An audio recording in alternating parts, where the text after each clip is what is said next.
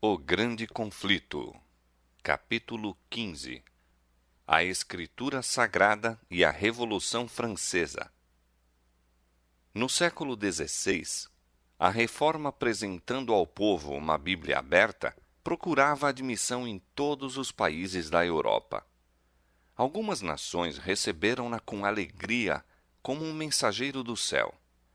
Em outras terras, o papado conseguiu em grande parte impedir-lhe a entrada. E a luz do conhecimento da Escritura Sagrada, com sua enobrecedora influência, foi quase totalmente excluída. Em um país, posto que a luz encontrasse entrada, não foi compreendida por causa das muitas trevas. Durante séculos, a verdade e o erro lutaram pelo predomínio. Finalmente, o mal triunfou e a verdade divina foi rejeitada. Esta é a condenação, que a luz veio ao mundo e os homens amaram mais as trevas do que a luz. São João 3,19. Permitiu-se que a nação colhesse os resultados da conduta que adotara. A restrição do Espírito de Deus foi removida de um povo que tinha desprezado o dom de sua graça. Consentiu-se que o mal chegasse a sazonar, e todo o mundo viu os frutos da rejeição voluntária da luz. Esta guerra contra a Escritura Sagrada, prosseguida durante tantos séculos na França, culminou nas cenas da Revolução. Aquela terrível carnificina foi apenas o resultado legítimo da supressão da Escritura por parte de Roma. Apresentou ao mundo o mais flagrante exemplo da operação dos princípios papais, exemplo dos resultados a que por mais de 1000 anos tendia o ensino da Igreja de Roma. A supressão das Escrituras durante o período da supremacia papal foi predita pelos profetas, e o revelador, o apóstolo João, indica também os terríveis resultados que deveriam sobrevir especialmente à França pelo domínio do homem do pecado. Disse o anjo do Senhor: pisarão a cidade santa por 42 meses.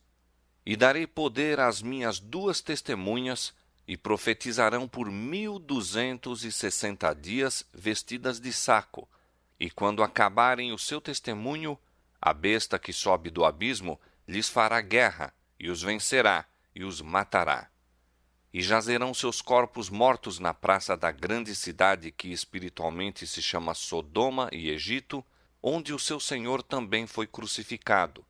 E os que habitam na terra se regozijarão sobre eles, e se alegrarão, e mandarão presentes uns aos outros, porquanto estes 2 profetas tinham atormentado os que habitam sobre a terra.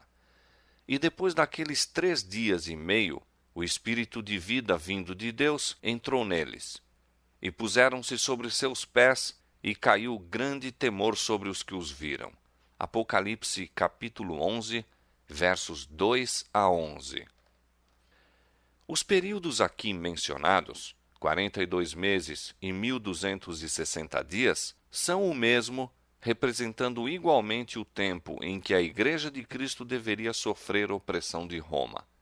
Os 1260 anos da supremacia papal começaram em 538 de nossa era e terminariam, portanto, em 1798. Nessa ocasião, um exército francês entrou em Roma e tomou prisioneiro o Papa, que morreu no exílio. Posto que logo depois fosse eleito o novo Papa, a hierarquia papal nunca pôde, desde então, exercer o poder que antes possuíra. A perseguição da Igreja não continuou durante o período todo dos 1260 anos. Deus, em misericórdia para com seu povo, abreviou o tempo de sua dolorosa prova. Predizendo a grande tribulação a sobrevir à Igreja, disse o Salvador: se aqueles dias não fossem abreviados, nenhuma carne se salvaria. Mas por causa dos escolhidos, serão abreviados aqueles dias. Mateus 24, 22.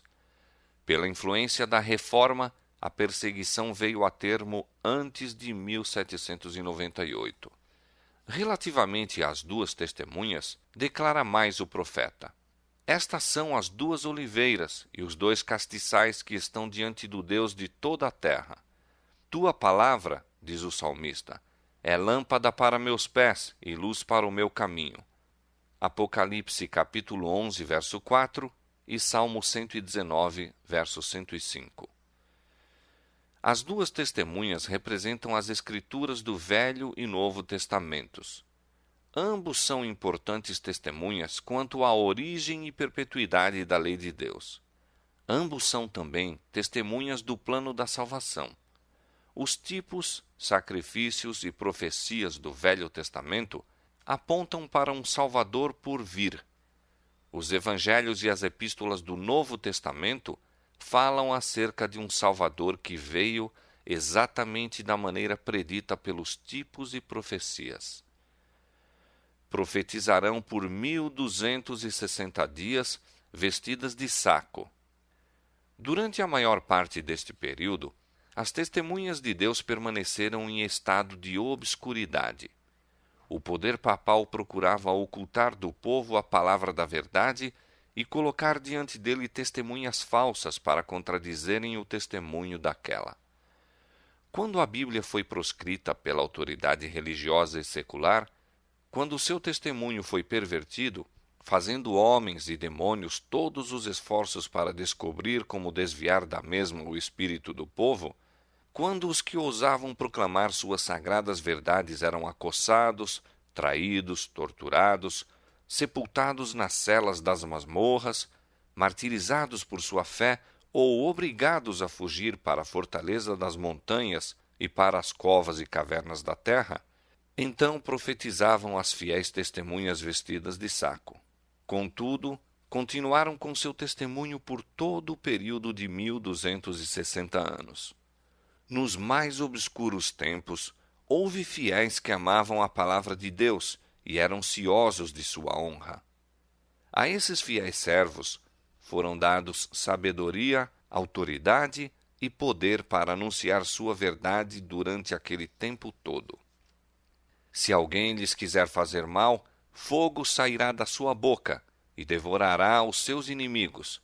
E se alguém lhes quiser fazer mal, importa que assim seja morto. Os homens não poderão impunemente conculcar a palavra de Deus. O sentido desta terrível declaração é apresentado no capítulo final do Apocalipse. Eu testifico a todo aquele que ouvir as palavras da profecia deste livro, que se alguém lhes acrescentar alguma coisa, Deus fará vir sobre ele as pragas que estão escritas neste livro. E se alguém tirar quaisquer palavras do livro desta profecia, Deus tirará a sua parte da árvore da vida e da cidade santa que estão escritas neste livro. Apocalipse capítulo 11, verso 5, capítulo 22, verso 18 e 19. Estas são as advertências que Deus deu para guardar os homens de mudar de qualquer maneira o que revelou ou ordenou. Essas solenes declarações de castigo se aplicam a todos os que por sua influência levam os homens a considerar levianamente a lei de Deus. Deveriam fazer tremer aos que petulantemente declaram ser coisa de pouca monta obedecer ou não à lei de Deus. Todos os que exaltam suas próprias opiniões acima da revelação divina, todos os que mudem o sentido claro das Escrituras para acomodá-lo à sua própria conveniência, ou pelo motivo de se conformar com o mundo, estão a trazer sobre si terrível responsabilidade. A palavra escrita, a lei de Deus, aferirá o caráter de todo homem e condenará a todos a quem esta infalível prova declarar em falta. Quando acabarem seu testemunho. O período em que as 2 testemunhas deveriam profetizar vestidas de saco finalizou-se em 1798. Aproximando-se elas do termo de sua obra em obscuridade, deveria fazer guerra contra elas o poder representado pela besta que sobe do abismo. Em muitas das nações da Europa, os poderes que governaram na Igreja e no Estado foram durante séculos dirigidos por Satanás por intermédio do papado. Aqui, porém, se faz referência a uma nova manifestação do poder satânico. fora a política de Roma sob profissão de reverência para com a Bíblia, conservá-la encerrada numa língua desconhecida, ocultando-a do povo. Sob seu domínio, as testemunhas profetizaram vestidas de saco, mas um outro poder, a besta do abismo, deveria surgir para fazer guerra aberta e declarada contra a palavra de Deus. A grande cidade, em cujas ruas as testemunhas foram mortas e onde seus corpos mortos jazeram, é espiritualmente o Egito. De todas as nações apresentadas na história bíblica, o Egito, de maneira mais ousada, negou a existência do Deus vivo e resistiu aos seus preceitos.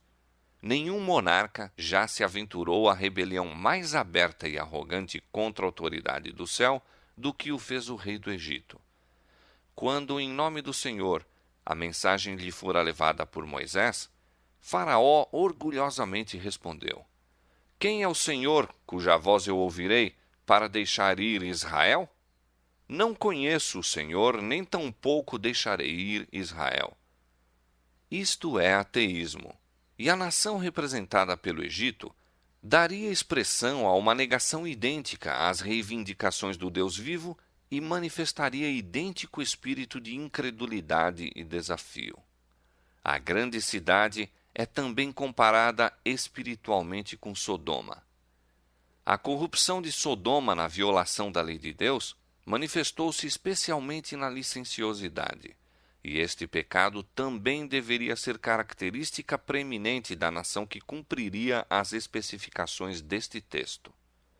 Segundo as palavras do profeta, pois um pouco antes do ano 1798, algum poder de origem e caráter satânico se levantaria para fazer guerra à Escritura Sagrada.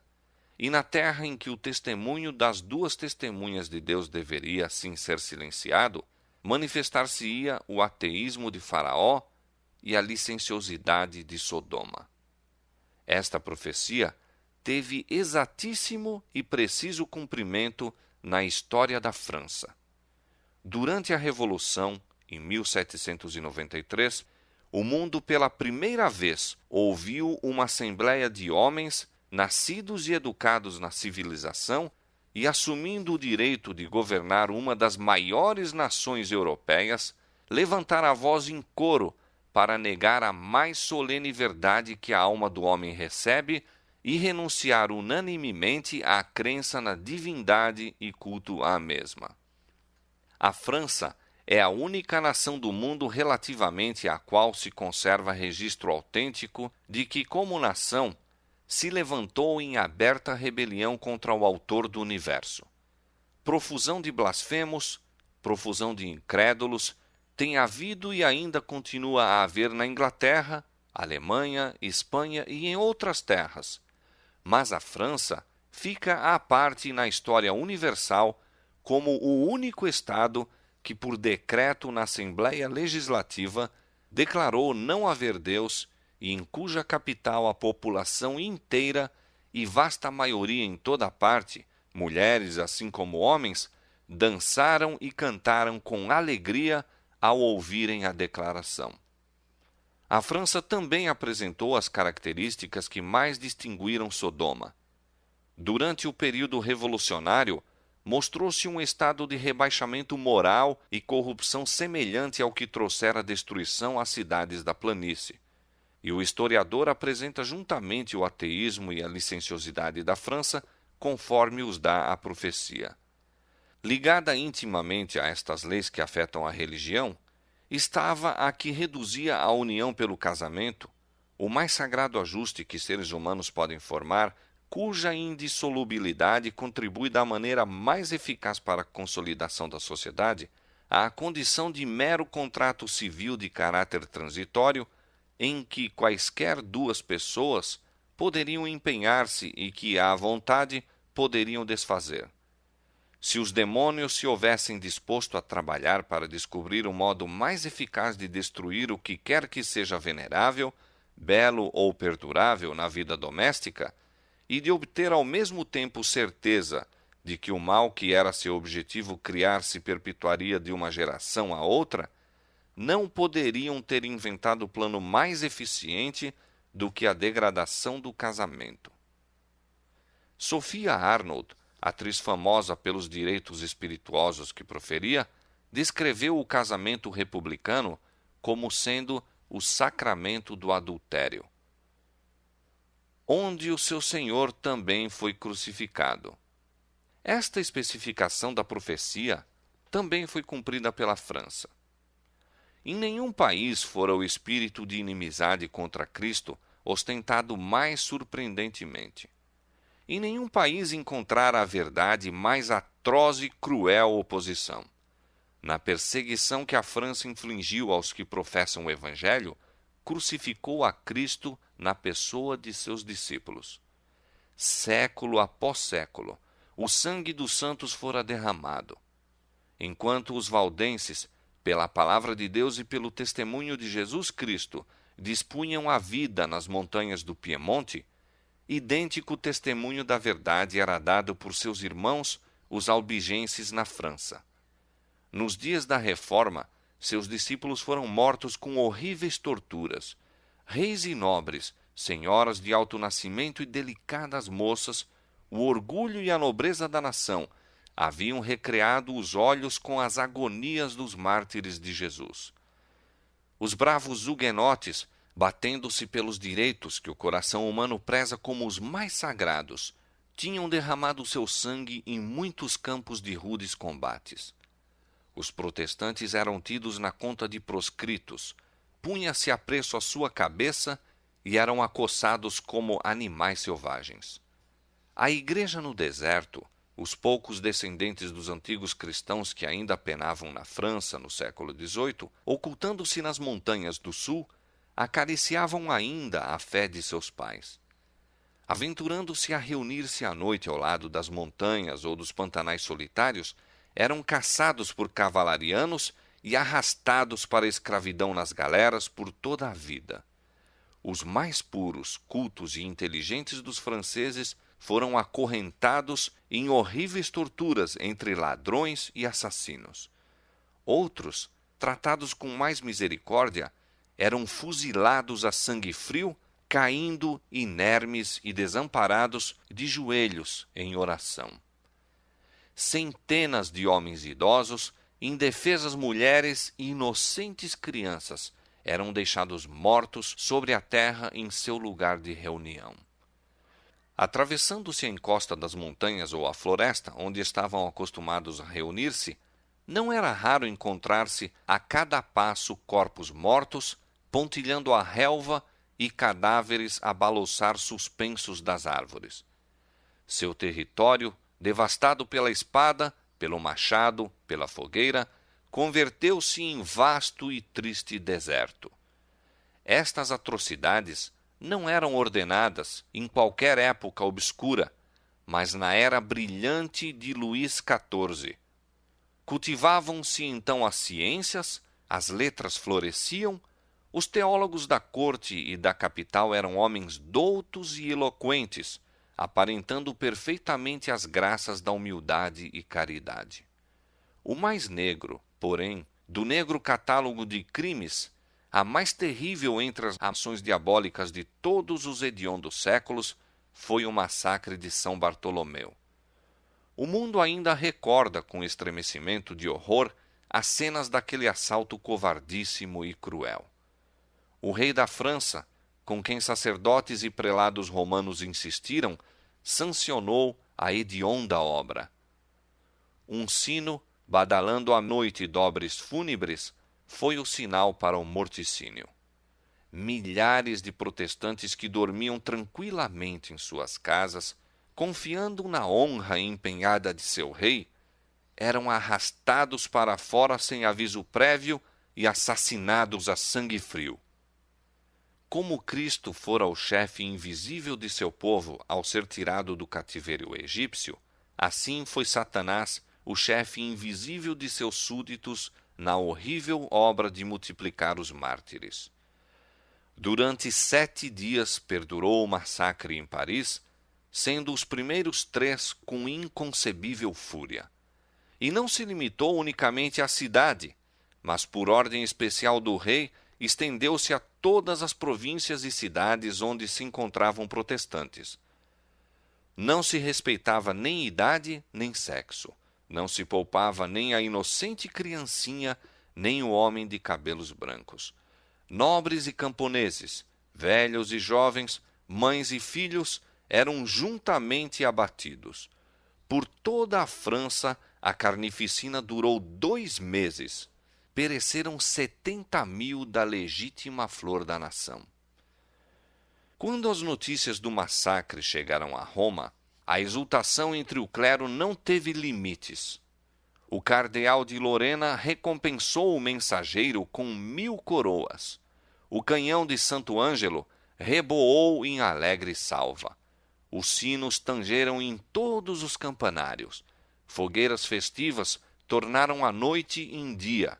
E Gregório XIII, acompanhado dos cardeais e outros dignitários eclesiásticos, foi em longa procissão à igreja de São Luís, onde o cardeal de Lorena cantou o Te Deum. Uma medalha foi cunhada para comemorar o massacre e no Vaticano ainda se podem ver 3 frescos de Vasari descrevendo o ataque ao almirante, o rei em conselho urdindo a matança e o próprio morticínio.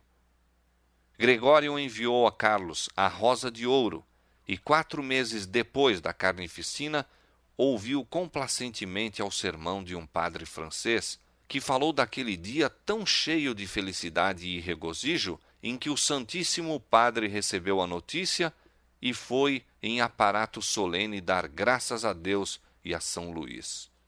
O mesmo espírito sobrenatural que instigou o massacre de São Bartolomeu dirigiu também as cenas da Revolução. Foi declarado ser Jesus Cristo um impostor e o grito de mofa dos incrédulos franceses era: "Esmagai o miserável", querendo dizer Cristo. Blasfêmia que desafiava o céu e abominável impiedade iam de mãos dadas, e os mais vis dentre os homens, os mais execráveis monstros de crueldade e vício, eram elevados aos mais altos postos. Em tudo isto, prestava-se suprema homenagem a Satanás, enquanto Cristo, em seus característicos de verdade, pureza e amor abnegado, era crucificado. A besta que sobe do abismo lhes fará guerra, e os vencerá e os matará. O poder ateísta que governou na França durante a Revolução e reinado do terror desencadeou contra Deus e sua santa palavra uma guerra como jamais o testemunhara o mundo. O culto à divindade fora abolido pela Assembleia Nacional. Bíblias eram recolhidas e publicamente queimadas com toda a manifestação de escárnio possível. A lei de Deus era calcada a pés, as instituições das Escrituras Sagradas abolidas. O dia de repouso semanal foi posto de lado, e em seu lugar cada 10º dia era dedicado à orgia e blasfêmia. O batismo e a comunhão foram proibidos, e anúncios afixados visivelmente nos cemitérios declaravam ser a morte um sono eterno. Disseram estar o temor de Deus tão longe do princípio da sabedoria que era o princípio da loucura. Todo culto religioso foi proibido, exceto o da liberdade e do país. O bispo constitucional de Paris foi obrigado a desempenhar a parte principal na farsa mais impudente e escandalosa que já se levou à cena em face de uma representação nacional. Em plena procissão, foi ele empurrado a fim de declarar à convenção que a religião por ele ensinada durante tantos anos era, em todo sentido, uma peça de artimanha padresca, destituída de fundamento tanto na história como na verdade sagrada.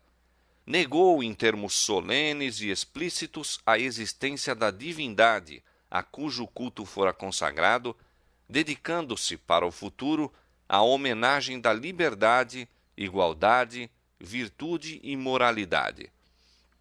Depôs então sobre a mesa os paramentos episcopais, recebendo fraterno abraço do presidente da convenção. Vários padres apóstatas seguiram o exemplo deste prelado. e os que habitam na terra se regozijarão sobre eles, e se alegrarão, e mandarão presentes uns aos outros, porquanto estes 2 profetas tinham atormentado os que habitam sobre a terra. A França incrédula fizera silenciar a voz reprovadora das 2 testemunhas de Deus. A palavra da verdade jazeu morta em suas ruas, e os que odiavam as restrições e exigências da lei de Deus estavam jubilosos. Os homens publicamente desafiavam o Rei do céu. Semelhantes aos pecadores da antiguidade, clamavam: Como o sabe Deus? Ou há conhecimento no Altíssimo? Com blasfema ousadia, que se diria incrível, disse um dos padres da nova ordem: Deus, se existis, vingai vosso nome injuriado. Eu vos desafio. Conservai-vos em silêncio. Não ousais fazer uso de vossos trovões. Quem depois disso crerá em vossa existência? Que eco fiel é isto da pergunta de Faraó: Quem é o Senhor para que eu obedeça a sua voz? Não conheço o Senhor. Disse o nécio em seu coração: Não há Deus. Salmo 14, verso 1. E declara o Senhor relativamente aos que pervertem a verdade: A todos será manifesto o seu desvario. 2 Timóteo 3, verso 9. Depois que a França renunciou ao culto do Deus vivo, o alto e o sublime que habita na eternidade, pouco tempo se passou até descer ela à idolatria degradante pelo culto da deusa da razão na pessoa de uma mulher dissoluta. E isto na Assembleia Representativa da Nação e pelas suas mais altas autoridades civis e legislativas. Diz o historiador: uma das cerimônias deste tempo de loucuras permanece sem rival pelo absurdo combinado com a impiedade. As portas da convenção foram abertas de par em par a uma banda de música, seguida dos membros da corporação municipal, que entraram em solene procissão, cantando um hino de louvor à liberdade e escoltando, como objeto de seu futuro culto, uma mulher coberta com um véu, a quem denominavam a deusa da razão. Levada à tribuna, tirou-se-lhe o véu com grande pompa e foi colocada à direita do presidente, sendo por todos reconhecida como dançarina de ópera. A essa pessoa, como mais apropriada representante da razão a que adoravam, a Convenção Nacional da França prestou homenagem pública. Essa momice ímpia e ridícula entrou em voga, e o instituir a deusa da razão foi repetido e imitado por todo o país, nos lugares em que os habitantes desejavam mostrar-se à altura da revolução. Disse o orador que apresentou o culto da razão: Legisladores, o fanatismo foi substituído pela razão. Seus turvos olhos não poderiam suportar o brilho da luz. Neste dia, imenso público se congregou sob aquelas abóbodas góticas que pela primeira vez fizeram ecoar a verdade. Ali, os franceses celebraram o único culto verdadeiro, o da liberdade e o da razão. Ali formulamos votos de prosperidade às armas da República. Ali abandonamos ídolos inanimados para seguir a razão, esta imagem animada, a obra-prima da natureza.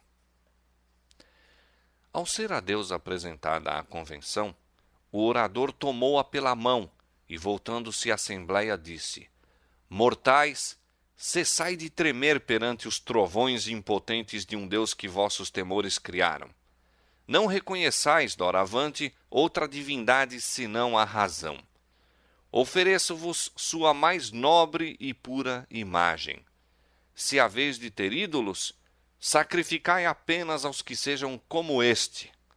Caí perante o augusto Senado da liberdade, ó véu da razão. A deusa, depois de ser abraçada pelo presidente, foi elevada a um carro suntuoso e conduzida, por entre vasta multidão, à Catedral de Notre-Dame para tomar o lugar da divindade. Ali foi ela erguida ao altar-mor e recebeu a adoração de todos os presentes.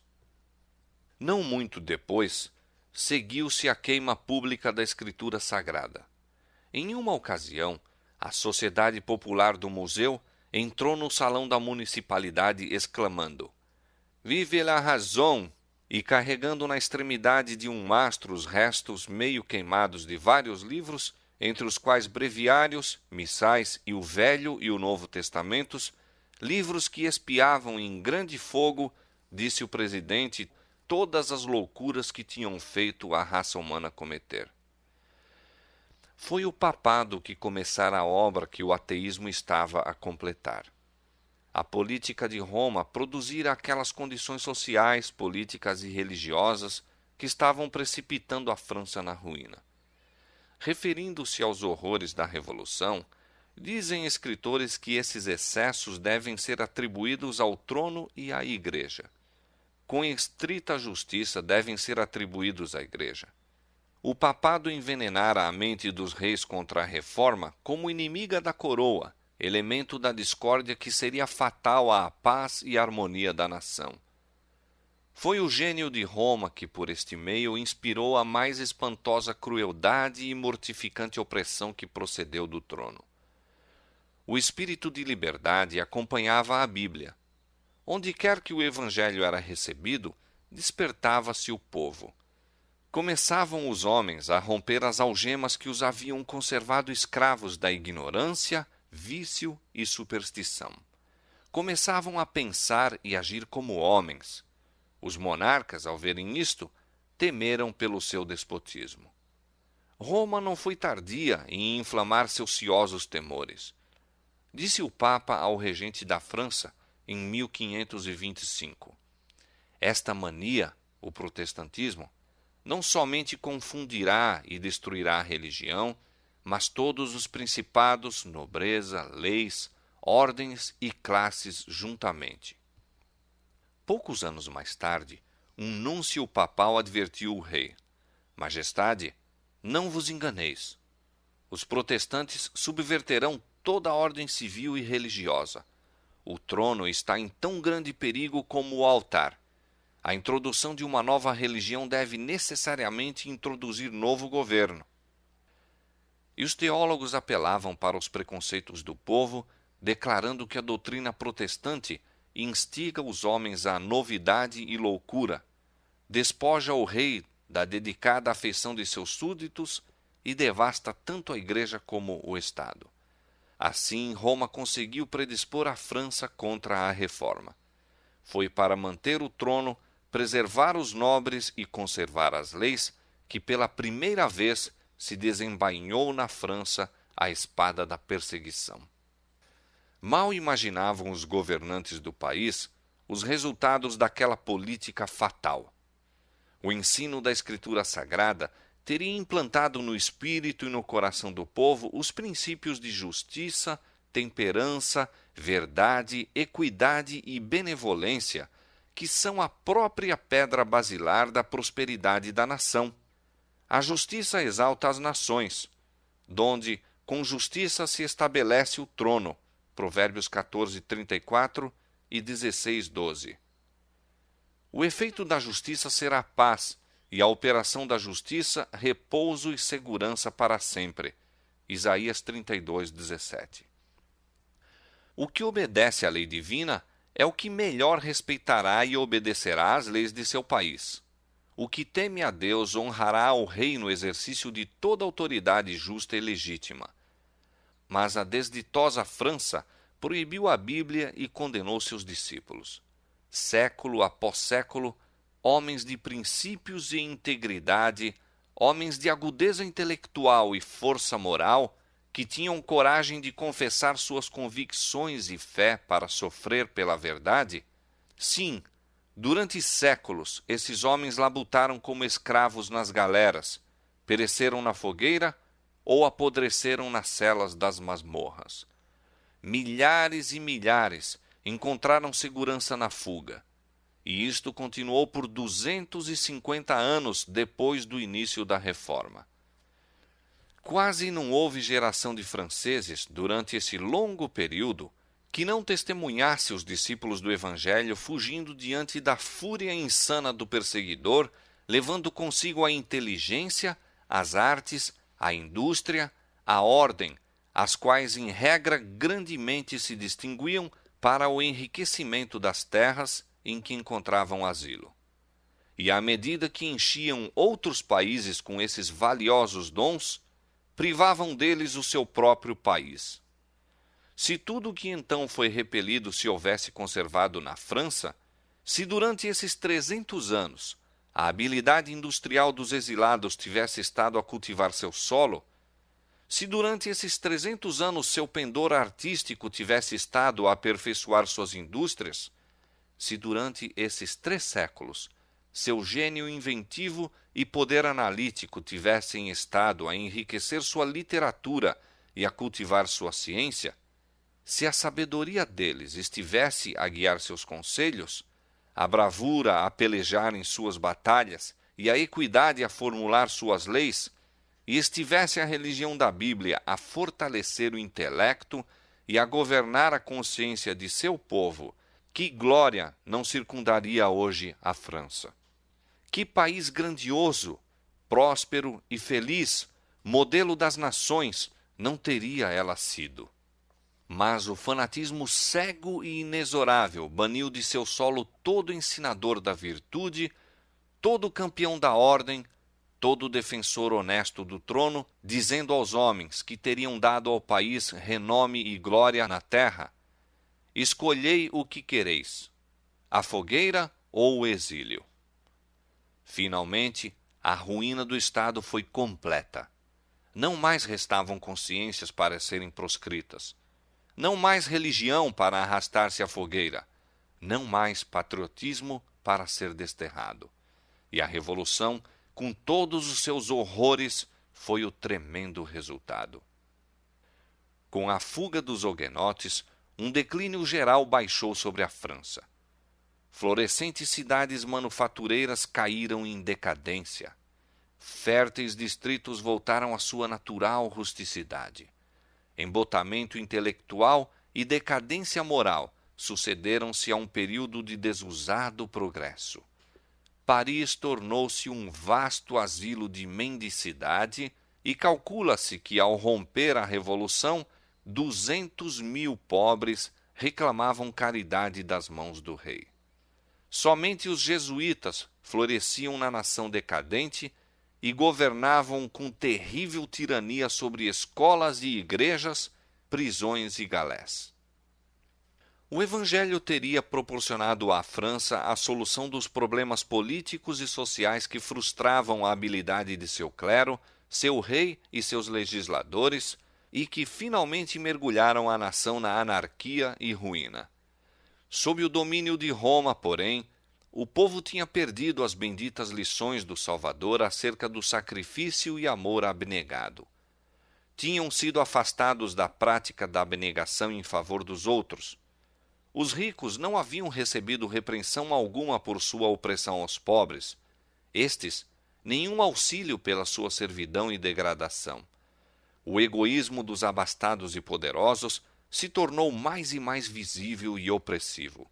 A cobiça e a dissolução dos nobres, durante séculos, tiveram como resultado a esmagadora extorsão para com os camponeses. Os ricos lesavam os pobres, e estes odiavam aqueles. Em muitas províncias, as propriedades eram conservadas pelos nobres, sendo as classes trabalhadoras apenas arrendatárias.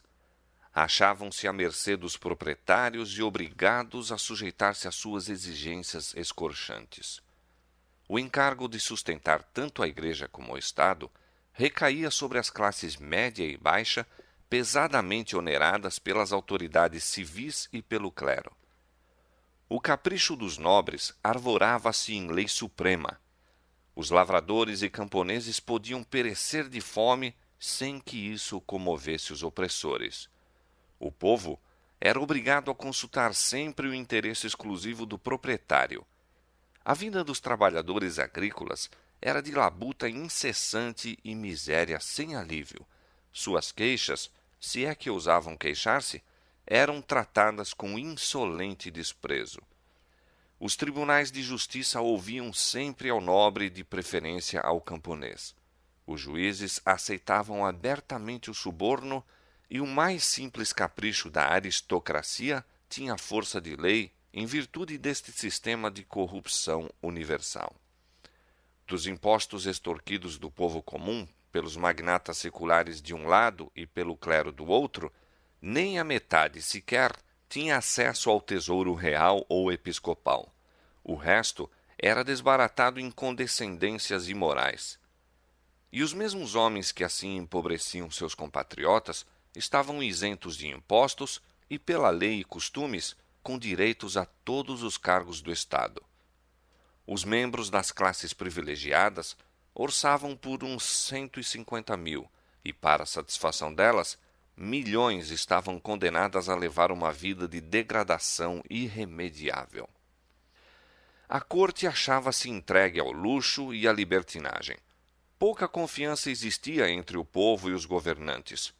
Prendia-se a todos os atos do governo a suspeita de serem mal interpretados e egoístas. Durante mais de meio século antes do tempo da Revolução, o trono foi ocupado por Luís XV, que mesmo naqueles maus tempos se distinguiu como monarca indolente, frívolo e sensual.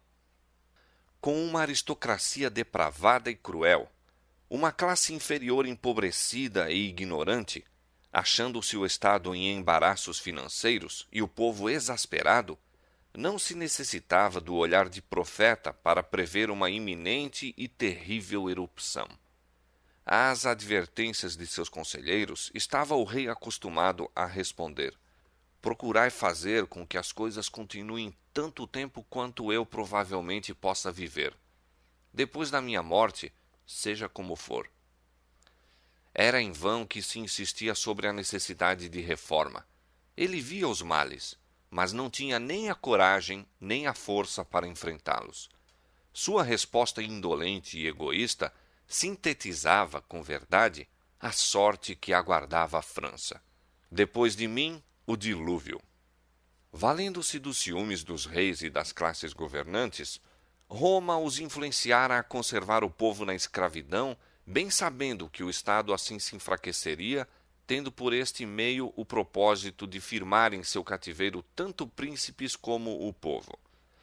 Com política muito previdente, percebeu que para escravizar os homens de modo eficaz, deveria algemar-lhes a alma. Que a maneira mais certa de impedi-los de escapar de seu cativeiro era torná-los incapazes de libertar-se.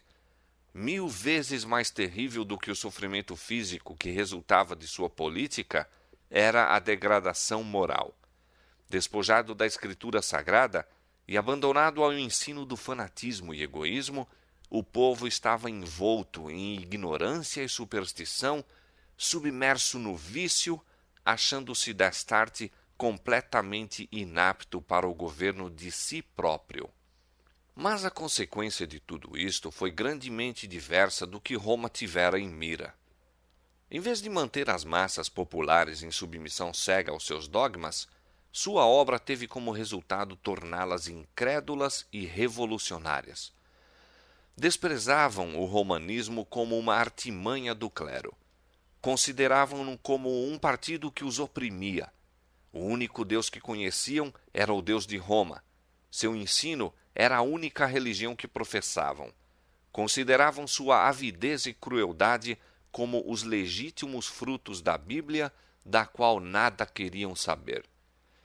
Roma tinha representado falsamente o caráter de Deus e pervertido seus mandamentos, e agora os homens rejeitavam tanto a Escritura Sagrada como seu autor. Exigir a fé cega nos seus dogmas sob o pretenso apoio das Escrituras. Na reação, Voltaire e seus companheiros puseram inteiramente de lado a palavra de Deus, disseminando por toda parte o veneno da incredulidade. Roma calcara o povo sob seu tacão de ferro. Agora as massas, degradadas e embrutecidas, ao sublevarem-se contra a tirania, arrojaram de si toda a restrição.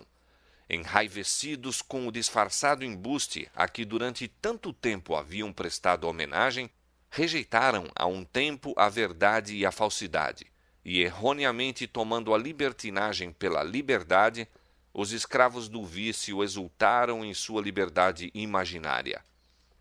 No início da Revolução, foi por concessão do rei outorgada ao povo uma representação mais numerosa do que a dos nobres e do clero reunidos. Assim, a balança do poder estava em suas mãos, mas não se achavam preparados para fazer uso deste poder com sabedoria e moderação. Ávidos de reparar os males que tinham sofrido, decidiram-se a empreender a reconstrução da sociedade. Uma turba ultrajada, cujo espírito estava de há muito pejado de dolorosas lembranças, resolveu sublevar-se contra aquele estado de miséria que se tornara insuportável, vingando-se dos que considerava como responsáveis por seus sofrimentos. Os oprimidos puseram em prática a lição que tinham aprendido sob a tirania e tornaram-se os opressores dos que os haviam oprimido. A desditosa França ceifou em sangue a messe do que semeara. Terríveis foram os resultados de sua submissão ao poder subjugador de Roma, onde a França, sob a influência do romanismo, acendera a primeira fogueira ao começar a reforma, erigiu a Revolução a sua primeira guilhotina. No local em que os primeiros mártires da fé protestante foram queimados no século XVI, as primeiras vítimas foram guilhotinadas no século XVIII. Rejeitando o evangelho que lhe teria trazido cura, a França abriu a porta à incredulidade e ruína. Quando as restrições da lei de Deus foram postas de lado, verificou-se que as leis dos homens eram impotentes para assustar a avassalante onda da paixão humana, e a nação descambou para a revolta e anarquia. A guerra contra a Bíblia inaugurou uma era que se conserva na história universal como o reinado do terror. A paz e a felicidade foram banidas dos lares e do coração dos homens. Ninguém se achava seguro. O que hoje triunfava era alvo de suspeitas e condenado amanhã. A violência e a cobiça exerciam incontestável domínio. Rei, clero e nobreza foram obrigados a submeter-se às atrocidades do povo excitado e enlouquecido, cuja sede de vingança subiu de ponto com a execução do rei. E os que haviam decretado sua morte logo o seguiram no cadafalso. Foi ordenado um morticínio geral de todos os que eram suspeitos de hostilizar a Revolução. As prisões estavam repletas, contendo em certa ocasião mais de 200.000 prisioneiros. Multiplicavam-se nas cidades do reino as cenas de horror. Um partido dos revolucionários era contra outro, e a França tornou-se um vasto campo de massas contendoras, dominadas pela fúria das paixões. Em Paris, tumulto sucedia a tumulto, e os cidadãos estavam divididos numa mistura de facções que não pareciam visar coisa alguma a não ser a exterminação mútua. E para aumentar a miséria geral, a nação envolveu-se em prolongada e devastadora guerra com as grandes potências da Europa.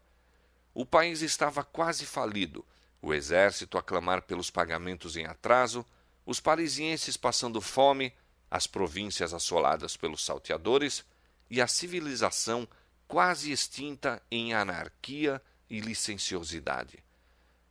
Muito bem havia o povo aprendido as lições de crueldade e tortura que Roma tão diligentemente ensinara.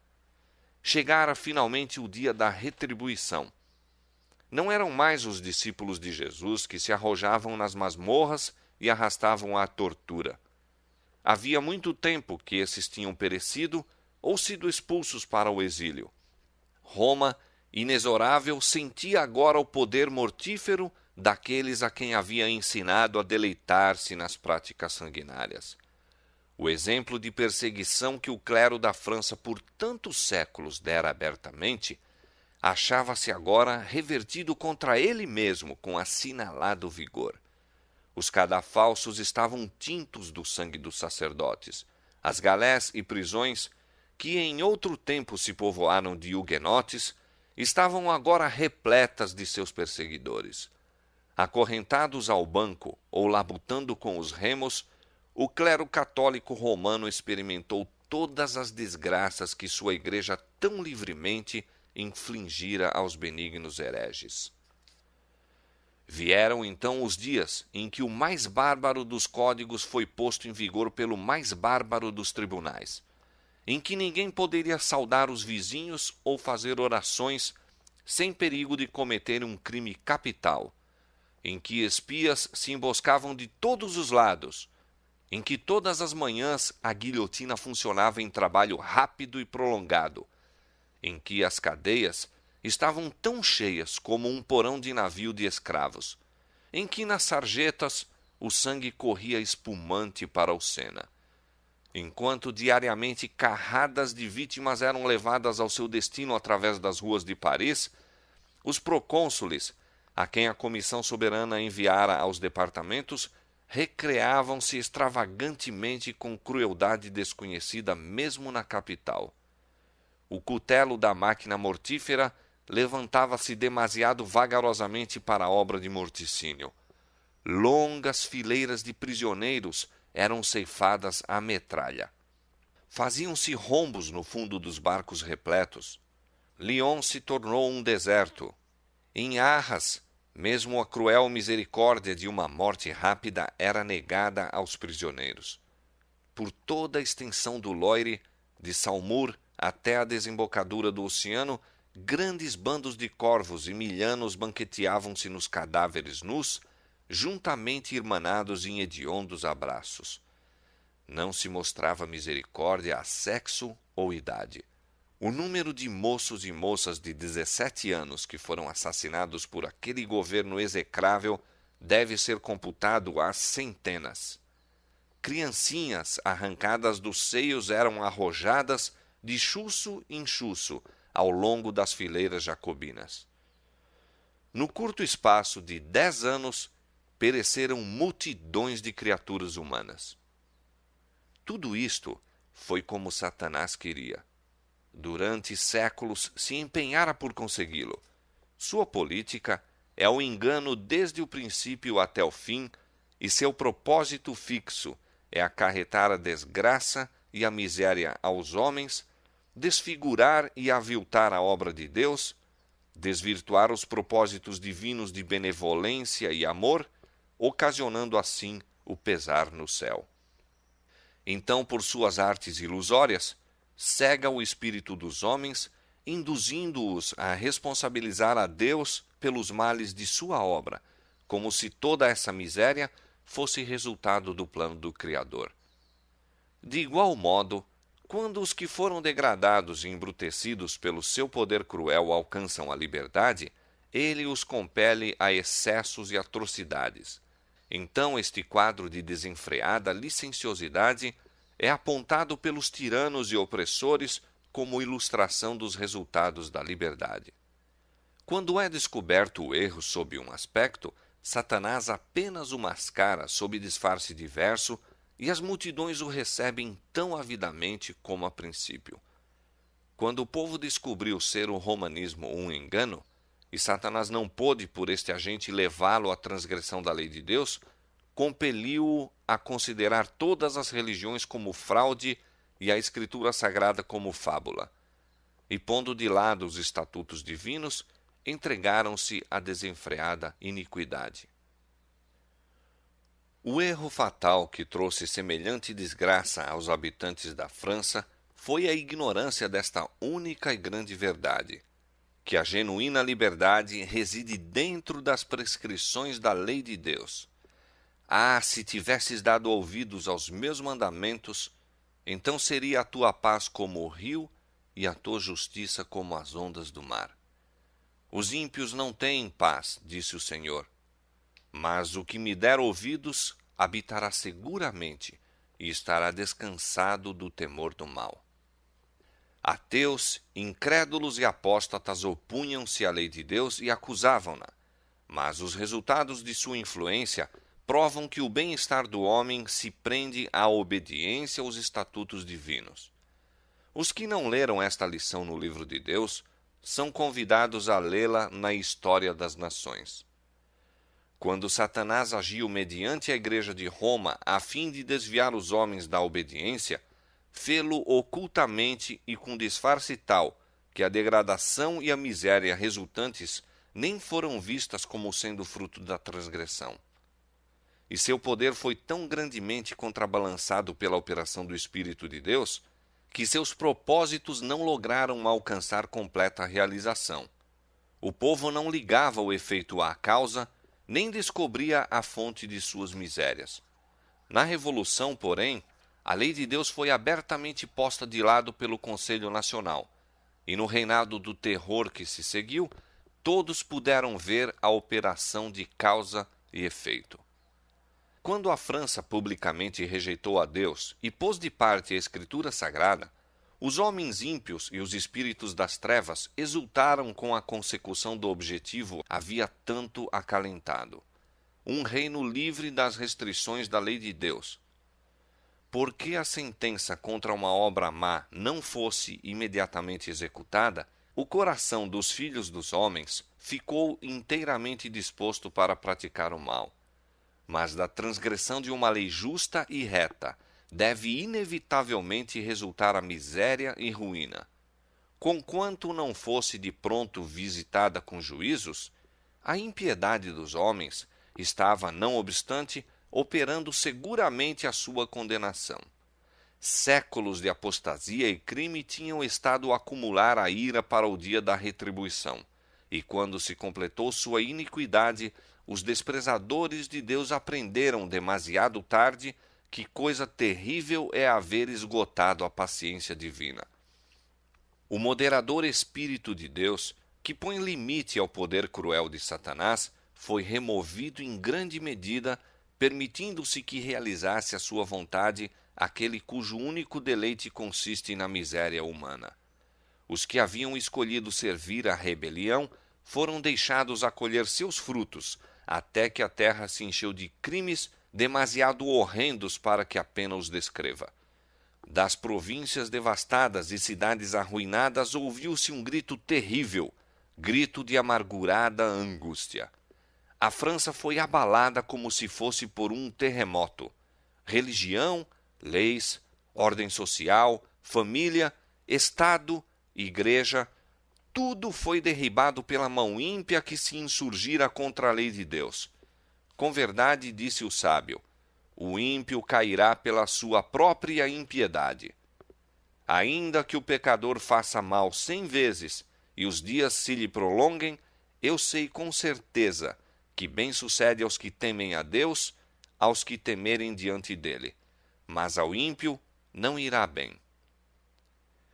Aborreceram o conhecimento e não preferiram o temor do Senhor.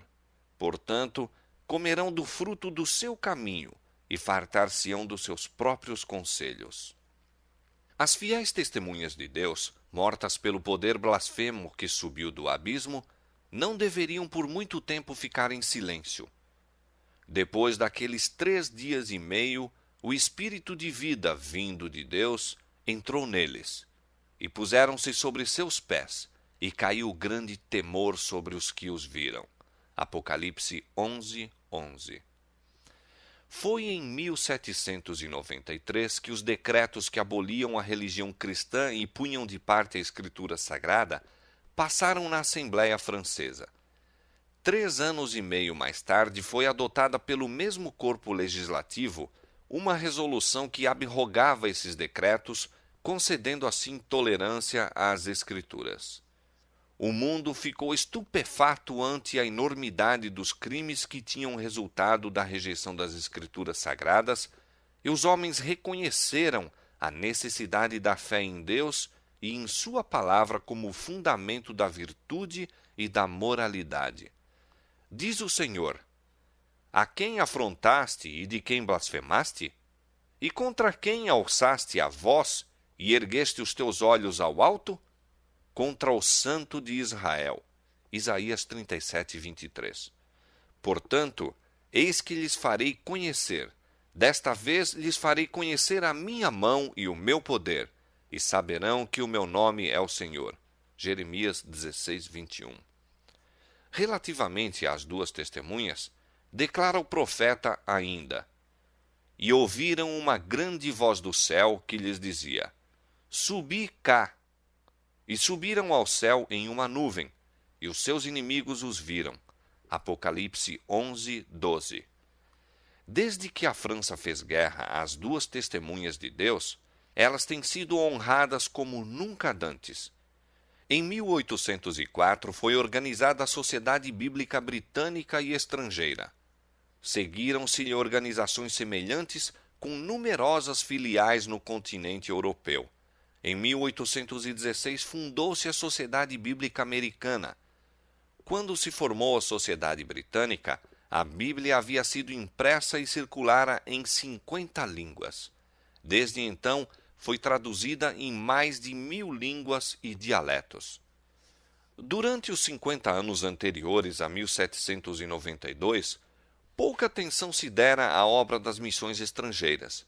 Nenhuma nova sociedade se formou e não havia senão poucas igrejas que envidavam algum esforço para a propagação do cristianismo nas terras gentílicas.